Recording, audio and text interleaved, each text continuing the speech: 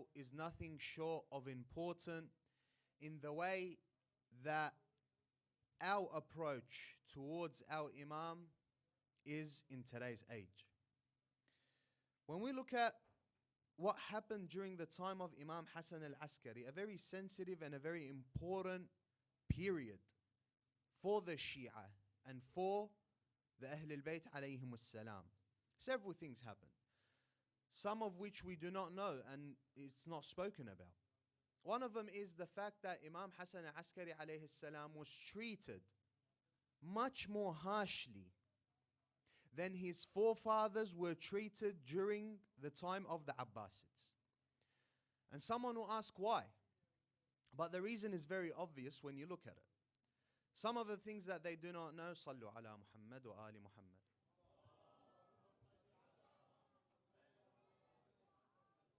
Some of the things that happened to Imam AlAskari alayhi salam is that he was imprisoned. He was in and out of prison, like his grandfather Imam al-Kadhim alayhi salam, and people do not know this. Another one is that the Imam was exiled, and this is his exile is the fact that he was in Samarra, a military base where no one that was part of the civilization would live there unless they were part of the military, part of the government. No regular civilians would live in Samarra. It was a place of a military base and the place where the ruler would live and his visors and so on and so forth. That is one of the reasons why the Imam would be referred to as the Askari, that he resided in a place where it was just a military base. So that was his exile. Another one is that they placed him under house arrest. Even in Samarra, he was under house arrest and under extreme regulation by the government, making sure that anyone who sees the Imam is monitored and they know where he is, where he went, what the Imam said to him, and so on and so forth. So these are struggles that happened during the Imam's life. And this affected the Shia in many ways. Of them was that now the Imam had to use the representatives of the Imam to spread his message. And this concept first started with Imam al-Kadhim alayhi salam, but it was updated once more and implemented once more by Imam AlAskari alayhi salam. And so the Imam, not only was it through seeing the representatives and speaking to them, he implemented the idea of letters, which later would happen with Imam al-Mahdi alayhi salam in al-Ghayba al-Sughra. The Imam AlAskari inserted this and begun this. As, if you will, think of it as a prototype. So the Shia can expect what it would be like during the Ghayba al-Sughra of Imam al-Mahdi. So the representatives would occur, but many problems happened within that system. As in that many of the Shia would begin to question, is this the representative of the Imam or is it not? That was one question. The other one was, if this is the representative of the Imam, that's another aspect. But is the letter from the Imam? That was another question. The third question, what if the representative was the one who wrote this instead of the Imam? So many complications started to come into play. And on top of it, a media campaign liaised with the government occurred under the name of the man who was known as Faris ibn Hatim ibn Mahawayh al-Qummi al-Qazwini. This man, with the government, began a media campaign against Imam AlAskari. This man, what he would do, he would go to the people and he would say that I tested the Imam and I found that he had no knowledge. I asked him questions, he couldn't answer me. Surely he is not the Imam. Surely he does not have the basis of Imamat. Him and his sister, by the way, were leading this campaign, and the third was the government. Who were they trying to prepare for, building a base for? It was Ja'far, the brother of the Imam, who is also famously known as Ja'far al-Kadhab. They would destroy the Imam's legitimacy because they had the freedom to do so, because the Imam was in exile, because the Imam was under house arrest, because the Imam had limited connection to his Shia, they had the opportunity to destroy his reputation and build the reputation of Ja'far. So that occurred. And going back to our beginning point is that why would they do this? Why was the Imam treated more harshly? Why was there so much more campaigns against Imam AlAskari than those before him? It is because they knew Imam AlAskari was number 11. Imam AlAskari was number 11. And as soon as number 12 comes out, it will be the end for them. And that is why you even saw that they made sure that he came into no contact with the families of the Shia, lest that the Imam gets married from one of them. The noble of the Shia families, they made sure that the Imam does not get in contact with any of them in case he marries any of them, so that he may have a child and they know who this child will be. Now, the Imam, for this reason, had to ensure the survival of the Shia. And in many ways, the Imam done so. And when you look at the legacy of the Imam, even though short-lived, but it was enriched with lessons, enriched with the foundation that we have for our survival in today's age. Many of it was laid, the framework was laid upon by the works and the legacy of Imam AlAskari alayhi salam. We will look at only two, but these two are fundamental and are important, whereas the Imam has given us much more salam alayhi. We will start off with the first one after salawat ala Muhammad wa ali Muhammad.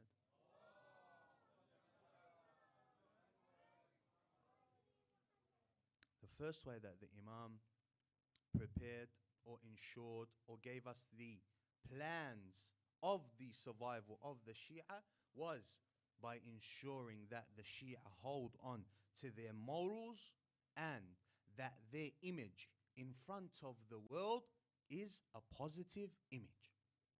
Now, after the Imam, he knew that his son was going to be in occultation for most of the time, and that the Shia, from a physical outside perspective, will be alone. So he made sure to remind the Shia, to emphasize upon the Shia for what? For having good morals, for being a positive representation of the Ahl al-Bayt. We look at some of the narrations of the Imam. In his long wasiyyah to the Shia, he says, "Usikum bitaqwa Allah wal wara'a fi dinikum," and he continues giving characteristics until he reaches up to the point. فإن الرجل منكم إذا ورع في دينه وصدق في حديثه وأدى الأمانة وحسن خلقه مع الناس قيل هذا شيعي فيسرني ذلك. The Imam gave a list of morals, characteristics that the Shia should cover themselves with, protect themselves with. And he says, if a man of my Shia holds on to these morals, and then the people will say, this is a Shia. See that? What does the label be associated with? There becomes an association. That the moment you say someone is Shi'i, that means what? He has good akhlaq. He is trustworthy. He is honest. He is kind. That becomes an association between the two. Good morals means that's a Shi'i. If you see someone that has good akhlaq, that is trustworthy, that is honest, in other words, he's what? He's Shi'i. That should be the association between these two words. Nothing else.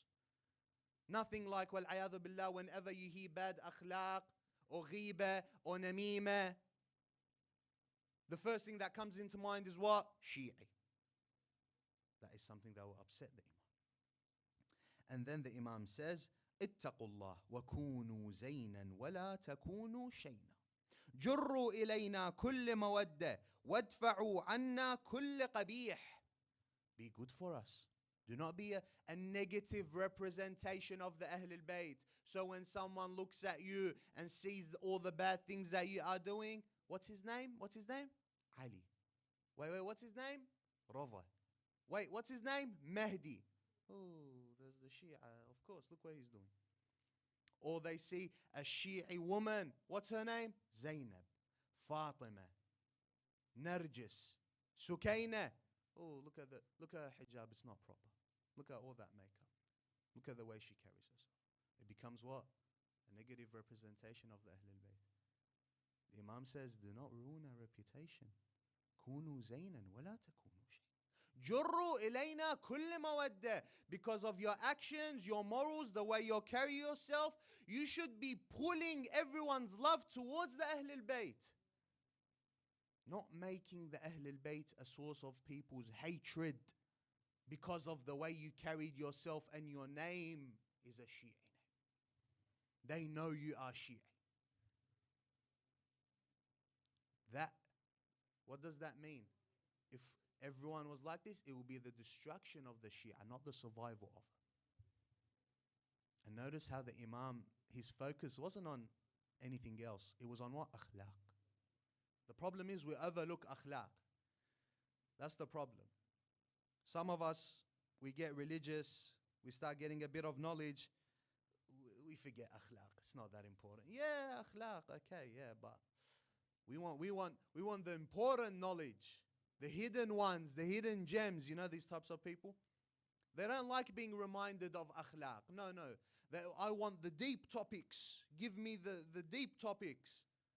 Don't tell me about akhlaq. What's akhlaq? But you look at the Imams, every time they gave a sermon, its beginning was أوصيكم بتقوى الله. Reminding people to fear Allah, to have piety, to have akhlaq. Well, this is our problem. We want quick facts. Things that we can prove we are better than everyone else. When we say, I know something you don't. So we forget the akhlaq. But that is a foundational aspect of being a Shi'i. And Imam AlAskari alayhi salam focused on this. And we have this false idea that sometimes happen within some of the Shabab, the Shia, I don't know. But this happens. What's the idea? I don't care, man. I don't care what people think of me. What am I going to care what people think of me? I care what God thinks of me, but no one can judge me. I don't care what people think of me. Who told you that that is not important? You should care what people think of you. You're supposed to care what people think of you. Because look who you represent. So you using the phrase, I don't care what people think, as an excuse for you to do all the ignorant things that you do because what? Oh, I don't care what people think of me. No, you should care. Because look who you represent. Look what's behind your name, behind your identity. You should care what people think of you. Imam AlAskari alayhi salam, he says, "Man lam yattaqi wujuh an-nas lam yattaqi Allah." Whoever isn't a bit wary, recognized, whoever doesn't recognize the faces of the people and is aware that people are watching me, is not mindful of Allah. Be mindful when you're in public. Don't think that, because you're unique, I don't care what people think. You act absolutely ignorant in public and that becomes a bad representation of the Ahlul Bayt. No, you should care what people think. Because who you represent. And of course, if you do not care what people think and you do all of this stuff in front of the people, it's the same thing you're doing in front of Allah as well. It's not like Allah is absent, wal-'ayadhu billah, when you're in front of people. It's the same thing. I do not care what people. No, you should. Because look who you represent. The Ahlul Bayt. And you should carry that badge as a badge of honor. Not because I told you you have the name of a Shi'i name, so be careful how you act. You turn it and you say, what? Oh, if that's the case, I'm going to change my name. His name's Ja'far, he calls his name Jeff. His name's Ja'far. He changes it. Government name, he goes and changes it. Jeffrey, Jeff. His name is Mahdi. His name is Hussein. Oh, wallah, I'm not getting enough jobs. Let me change my name. He gets given one of the best names in history. Muhammad.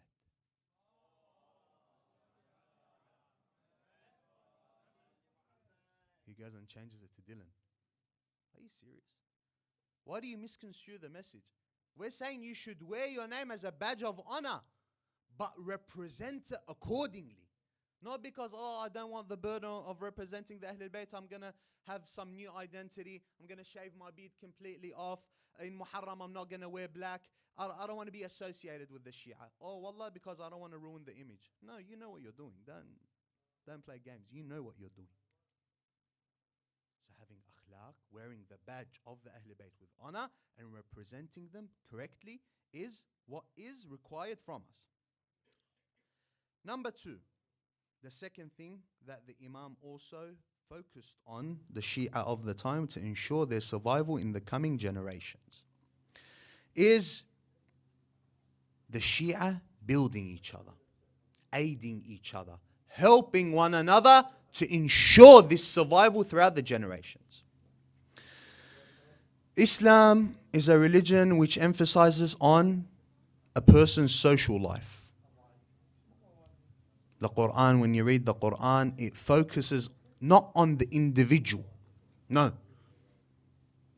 but it looks at you as part of a system, part of a group, and that group should work together. See, one of the criticisms that many of modern sciences have, especially psychology, and they criticize themselves for that, and they have just begun to work towards this, is that it is an individualistic field. We're looking at the human as one person and how he works. But realistically, it is much broader than that. The person is influenced by his society. If his society believes in something collectively, that person will most likely than not believe in that same thing. If the society believes in a lie, he will also believe in it. The idea of conformity, they done an experiment where 10 people were in a room. 9 of the people in this room were part of the experiment. They were in on the act. So basically they were actors, 9 actors, and one of them was actually the person who's being experimented on. What they done is they got 3 lines. Line A, line B, and line C. Line B is clearly longer than all of the other lines. It's very clear. You look at it, you can tell. There's no doubt behind it. So what they done is, the 10th person doesn't know what's happening. So 10 people, they start asking one by one, which is the shortest line. All of the 9 actors would get asked, and then the 10th person would be the person they experiment on.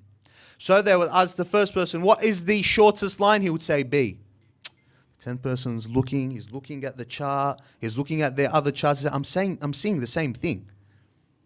The second person, the shortest line is B. 3rd, 4th, 5th, 9th, all of them said the shortest line is B. And it's clearly not B. But the 10th person, what does he do? 90%. 90% of the people that were in this experiment, because the 9 people before them said something, they said the exact same thing. They said B is the shortest line, when it was clearly the longest. But it's called conformity. It's a pressure going against the majority. So what? I conform. B is the shortest line, even though it's obviously not. So society impacts the individual more than one person thinks. And we have a lot of the twin studies. 2 twins are born, and when they are born, they are separated. One's put into a more wealthy environment with a higher socio-economic status. One is put into a less wealthy, less resourceful environment. They both grow up very different. They're twins, by the way. They're twins, but they grow up differently. So your society impacts you greatly, and Islam focuses on this. And the Ahlul Bayt focused on this, especially with the Shia, in helping one another. The idea of brotherhood, the idea of kindness, the idea of family ties, all of this was emphasized. Imam As-Sajjad alayhi salam in the Treaty of Rights emphasized the right of the brother, the right of the father, the right of the daughter, the son, the right of the grandparent, the right of the teacher. There are all these rights for this society, this society that you play a very important role in, that you shouldn't discount your role in, but you're part of this. So you should work like it. And the Imam alayhi salam, Imam AlAskari, focused on one aspect of that social interactions. And that aspect is what? The idea of the Shi'i strengthening the aqeedah, strengthening the faith, the religion of his other fellow Shi'i brother or sister. We look at one of the hadith of the Imam alayhi salam. He says, من كان من شيعتنا عالما بشريعتنا فأخرج ضعفاء شيعتنا من ظلمة جهلهم إلى نور العلم الذي حبوناه به. The Imam says, whoever of our Shia was what? Knowledgeable about our Sharia, about our laws, our halal and haram, about our ahadith. Whoever of our knowledgeable Shia, what happens? He strengthens and gives this knowledge to what? The weaker of our Shia. Those who do not have knowledge. Those who do not have as much knowledge as he. But he shares this knowledge. He teaches that weaker person. He strengthens him with the knowledge of the Ahlul Bayt. What does the Imam say? What does he get? He says, جاء يوم القيامة وعلى رأسه تاج من نور يضيء لأهل جميع العرصات وعليه حلة لا يقوم لأقل سلك منها الدنيا بحذافيرها. He says, the reward of this knowledgeable Shi'i who strengthens the weak in terms of knowledge is that he will receive a crown of light on the day of judgment. And he will receive clothing and garments. The smallest piece of this garment is worth more than the dunya and what's in it. Look at this emphasis of what? Not just you getting the knowledge. Of course that's important. That's very important.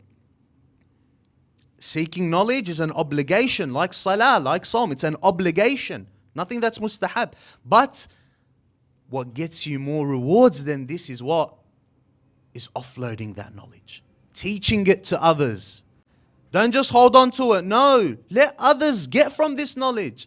Let them benefit. The Imam says a beautiful thing. He says, that person who has our knowledge and shares this knowledge, what's this knowledge? الَّذِي حَبَوْنَاهُ بِهِ. We gave him this knowledge. Why is he acting stingy with it? Why is he acting all of a sudden like he's better than someone else because he knows a hadith that that other person doesn't know? So that is an important one. Sharing the knowledge. And even if you want to look at it scientifically, I'll give you something. One of the best forms of studying and learning and ensuring that your memory transfers from the short-term memory to the long-term memory so that you never forget it. One of the strongest techniques of this memorization is what? Teaching that thing that you just learned to someone else. There's a much higher chance that you will actually learn it and memorize it more effectively than if you learn something but don't teach it to someone else and don't share it with someone else. There you go. Another hadith from the Imam, he says, ألا فمن كان من شيعتنا عالما بعلومنا وهذا الجاهل بشريعتنا المنقطع عن مشاهدتنا يتيم ألا فمن هداه وأرشده وعلمه شريعتنا كان معنا في الرفيق الأعلى. He says, whoever is knowledgeable and teaches that yatim, that orphan of ours, that doesn't have an imam that he can go to. Well, that's the problem. If it was during the imam's time, he wouldn't need you. But the imam is telling you, give, be charitable with your knowledge. You have a lot of Shia, they're what? They're orphans. They don't have their imam. Go teach them. They're weak. They know nothing. Don't criticize them. They don't know any better. Play your role. Learn and teach it. Share this knowledge. You see, a youth, he doesn't know anything. Sit him down. Teach him something. Spread something. You have an account on Facebook, on Instagram. Share a hadith of the Imam. Hide, protect the misconception that protects the Shia against it. So on and so forth. And this lies in a very important point. And the reason why this is so important and ensures the survival of the Shia is that this aspect is where success lies, according to the Quran. Look, the Quran gave you a formula for success. When we look into the verse that I started off with, This is a formula for success. At the end of the verse, what does it say? لَعَلَّكُمْ تُفْلِحُونَ. لَعَلَّكُمْ تُفْلِحُونَ. So that you may be successful. What is the لَعَلَّكُمْ part? So that you may be successful. The maybe is the fact that if you do these things that I've mentioned beforehand, that will then activate the result, which is what? Your success. Let's read the verse. 200 of Al-Imran, the last verse of that chapter. بسم الله الرحمن الرحيم يا أيها الذين آمنوا اصبروا وصابروا ورابطوا واتقوا الله لعلكم تفلحون. 4 things Allah tells us about, that if we do these 4 things, you are successful. The first one is what?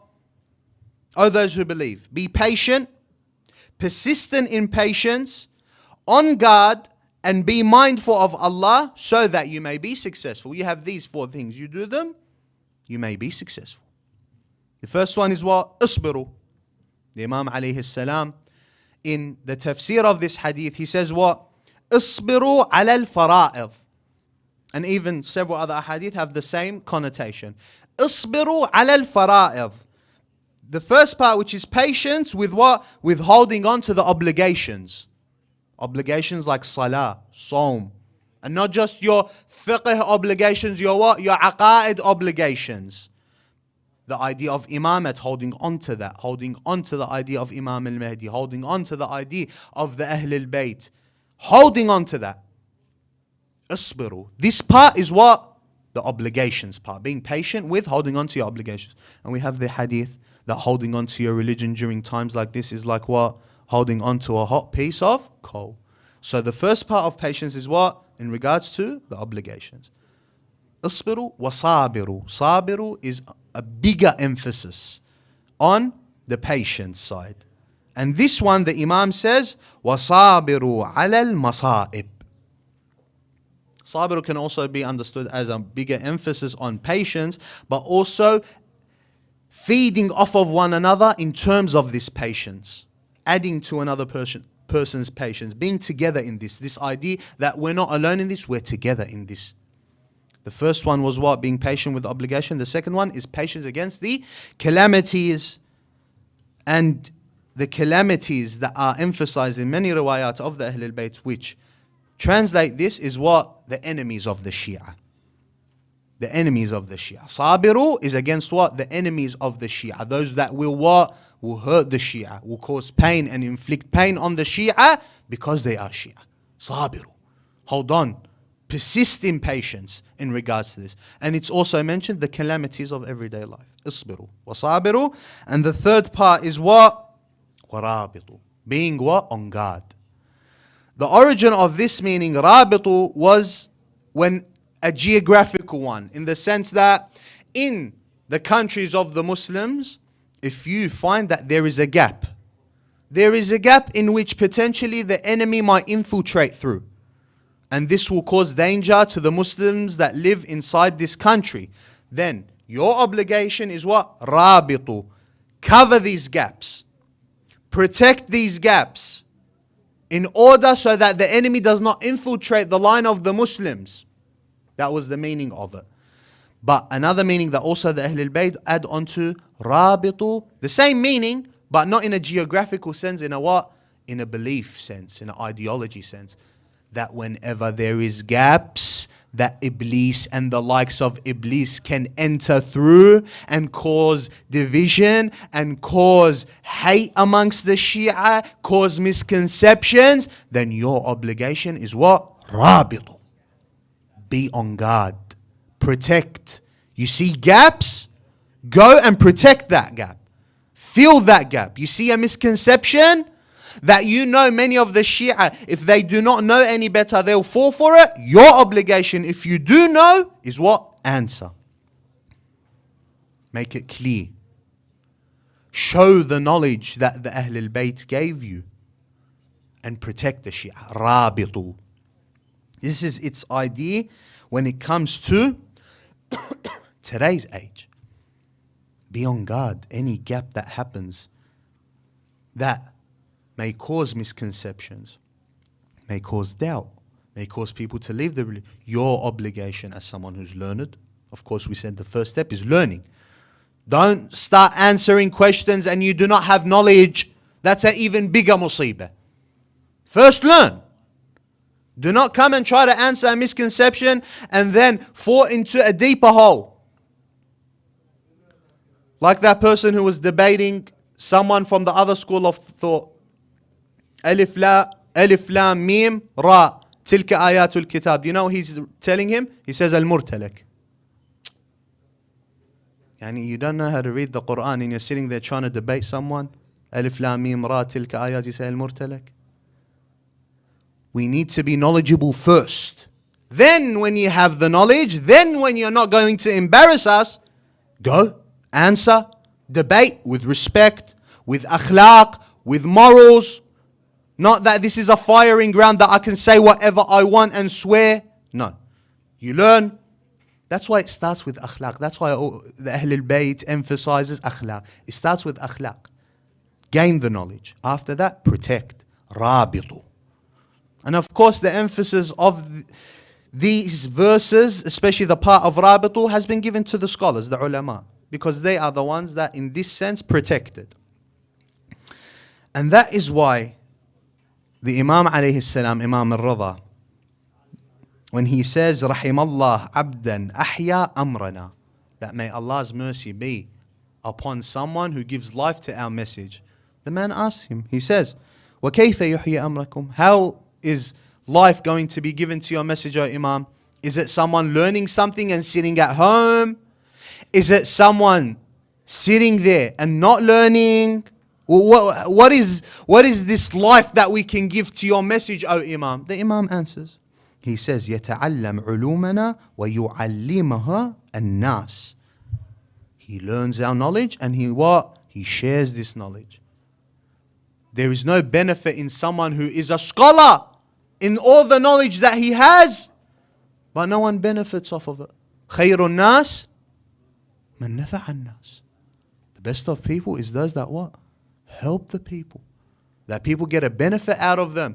Not that he knows everything in the world. He is experiencing everything. And people tell him, why don't you do this? Why don't you share your knowledge? No, he wants to, I don't want to be in contact. That's not how it works.